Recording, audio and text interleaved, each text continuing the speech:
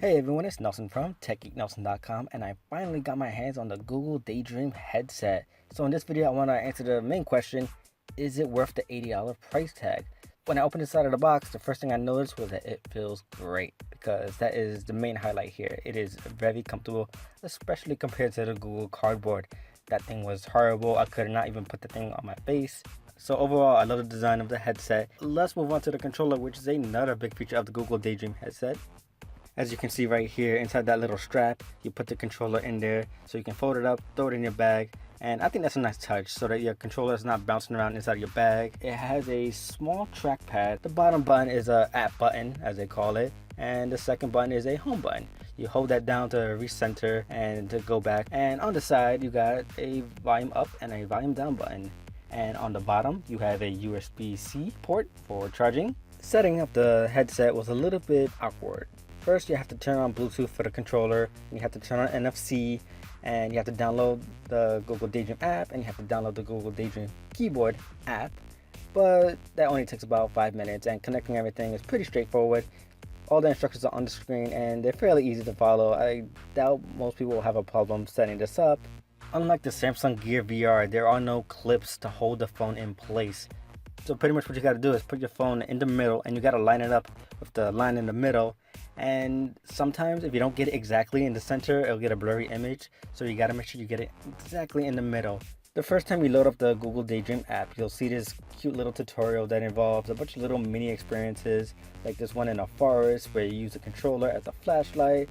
There's another one where you pick up a stick and you throw it and the wolf brings it.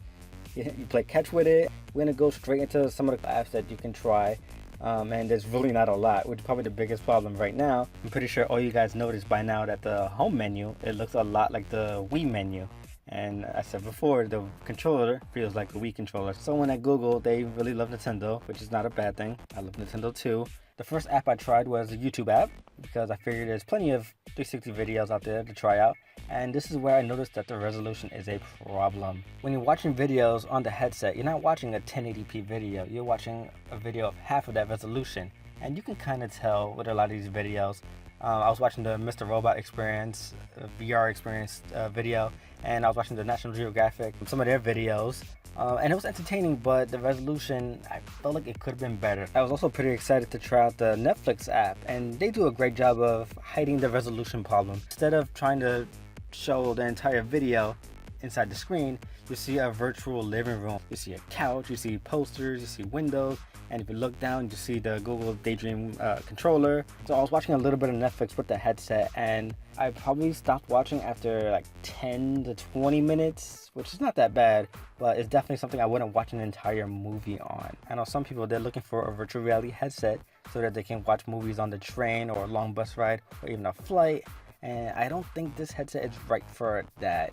I mean, you could do it, but you're probably going to want to take a break after a couple of minutes. Another reason why you might want to take a break is because the headset can get pretty warm, but this only really happens in gaming. So I was playing a game called Polyrunner VR. The headset got pretty warm after about 5-10 minutes of playing. So one good thing to know is that when it does get warm, it gives you a warning saying that, hey, the device is getting warm. As far as gaming goes, there's not really a lot.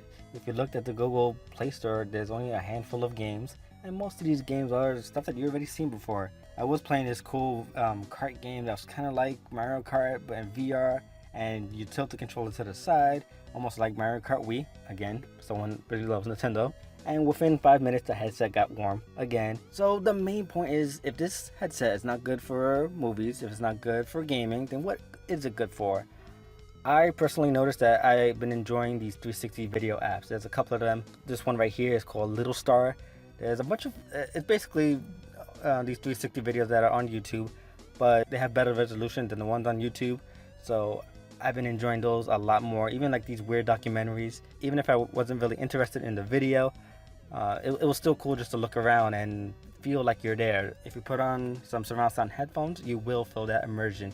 I feel like that's what the headset does best, and I think that it could be better, and it definitely will get better in the years to come. So is it worth the $80 price tag right now?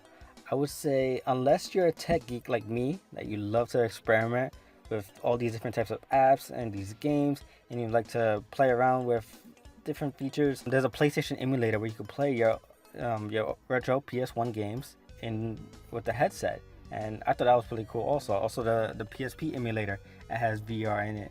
So that type of stuff is exciting to me, but I know other people, they get bored or they don't have time to play with that, and that's fine.